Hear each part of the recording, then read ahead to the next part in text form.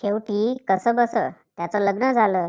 लग्नाची पहिलीच रात्र तो आत शिरला. ती बेडवर पाठमोरी बसली होती. काय बोलावं त्याला सुचेना.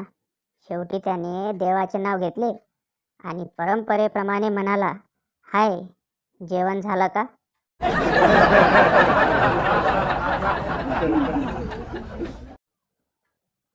नवीन लग्न झालेल्या सुनेला सासू म्हणते, आजपासून तू मला आई म्हणायचं आणि सासऱ्यांना बाबा म्हणायचं. संध्याकाळी जेव्हा तिचा नवरा घरी येतो तेव्हा ती म्हणते, आई, दादा आला.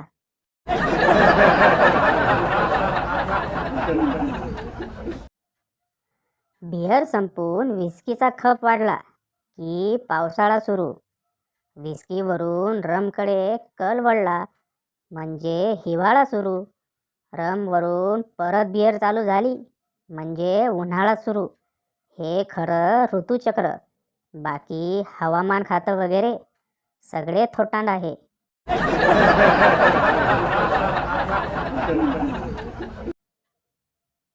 पत्नीने नवऱ्याला न सांगता नवीन सिम घेतले.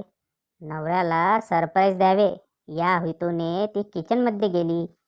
तेथून नवीन नंबरवरून नवऱ्याला कॉल केला आणि कुजबुजत्या स्वरात बोलली, हाय डिअर, कसा आहेस? नवरा दबक्या आवाजात नंतर बोलतो, आमचं येळं किचनमध्ये आहे. बायकोने लाटणं फेकून मारलं.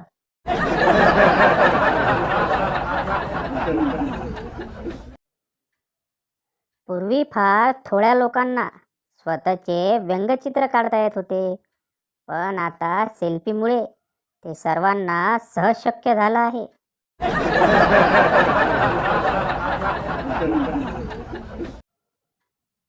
बायको, देवा, जन्मजन्मी मला हाच नवरा मिळू दे. नवरा, अरे वा, इतका आवडतो मी तुला. बायको, नाही हो, एवढं ट्रेनिंग दिलेलं वाया नाही का जाणार? नवीन माणसाला परत कोण शिकवणार?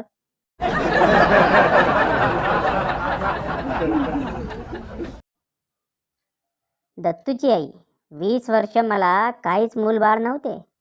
गण्याची आई, अगं बाई, मग तुम्ही काय केले? दत्तूची आई, काही नाही. मग मी 21 वर्षाचे झाले आणि बाबांनी माझे लग्न लावून दिले आणि मग वर्षभरातच दत्तू झाला.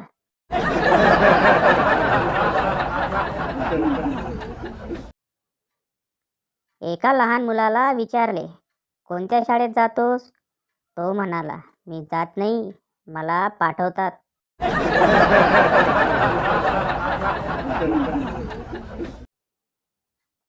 कामवाली बंड्याच्या घरी जाते. कामवाली, अहो साहेब, 500 रुपये द्या, मी तुम्हाला उद्या देते. आपला बंड्या पण पक्का चावट असतो. बंड्या, अहो बाई, 1000 रुपये देतो, पण आता लगेच देत असशील तर दे. कामवाली बेशुद्ध.